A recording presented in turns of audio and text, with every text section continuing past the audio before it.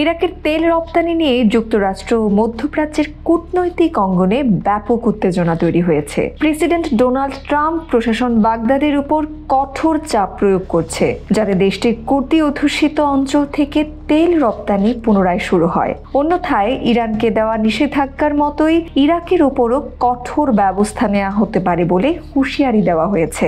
ইরাকের কুর্দিস্তান অঞ্চল থেকে প্রতিদিন প্রায় 3 লাখ ব্যারেল তেল রপ্তানি হয়, যা তুরস্কের মাধ্যমে আন্তর্জাতিক বাজারে প্রবেশ করে। কিন্তু ইরাক সরকারের সঙ্গে কুর্দিস্তানের দীর্ঘদিনের রাজনৈতিক ও অর্থনৈতিক বিরোধের কারণে 2 বছর ধরে এই রপ্তানি কার্যক্রম বন্ধ ছিল। কুর্দিস্তানের তেল রপ্তানি পুনরায় শুরু হলে ইরাকের তেল বিক্রিতে নেতিবাচক প্রভাব পড়বে, কারণ ইরান বর্তমানে তেল বিক্রির মাধ্যমে বিশাল পরিমাণ বৈদেশিক মুদ্রা আয় করে এবং এটি দেশীয় অর্থনীতির জন্য অত্যন্ত গুরুত্বপূর্ণ।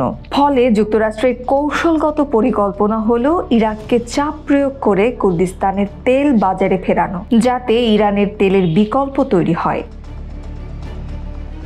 ইরাকের কুর্দিস্তান অঞ্চলের তেল উৎপাদন দেশটির অর্থনীতির জন্য অত্যন্ত গুরুত্বপূর্ণ। তবে ইরাক সরকার ও কুর্দিস্তানের মধ্যে দীর্ঘদিন ধরে চলা রাজনৈতিক ও অর্থনৈতিক বিরোধের কারণে এই রপ্তানি কার্যক্রম 2 বছর ধরে স্থগিত ছিল।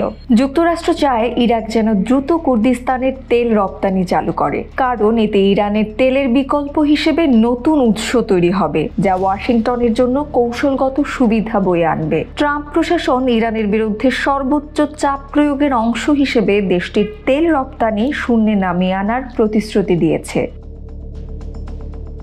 ইরাক বর্তমানে যুক্তরাষ্ট্র ও ইরানের মধ্যে একটি জটিল ভূ-রাজনৈতিক অবস্থানে রয়েছে। একদিকে যুক্তরাষ্ট্র চায় ইরাক যেন ইরানের সঙ্গে সব ধরনের অর্থনৈতিক ও সামরিক সম্পর্ক ছিন্ন করে, অন্যদিকে ইরান দেশটির শক্তিশালী শিয়া মিলিশিয়া গোষ্ঠী ও রাজনৈতিক নেতাদের মাধ্যমে ব্যাপক প্রভাব বজায় রেখেছে।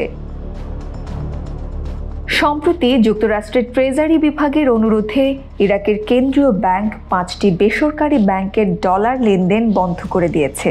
এই পদক্ষেপ ইরানের সঙ্গে অর্থনৈতিক লেনদেন কমানোর জন্য নেওয়া হয়েছে বলে ধারণা করা হচ্ছে। ইরাকের পররাষ্ট্র উপদেষ্টা ফারহাদ আলাদিন জানিয়েছেন, মার্কিন নিষেধাজ্ঞার আনুষ্ঠানিক হুমকি নেই, তবে বিশেষজ্ঞদের মতে ওয়াশিংটনের চাপ বাড়তে থাকবে। বর্তমানে ইরাককে কৌশলগত সিদ্ধান্ত নিতে হবে।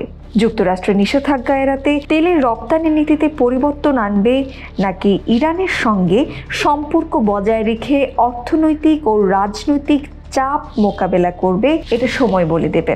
মধ্যপ্রাচ্যের ভূ রাজনীতিতে ইরাক এখন এক গুরুত্বপূর্ণ অবস্থানে। তেল সম্পদ নিয়ে যুক্তরাষ্ট্র ও ইরানের মধ্যে চলমানের টানাপোড়েন দেশটির ভবিষ্যৎ নির্ধারণে গুরুত্বপূর্ণ ভূমিকা রাখবে।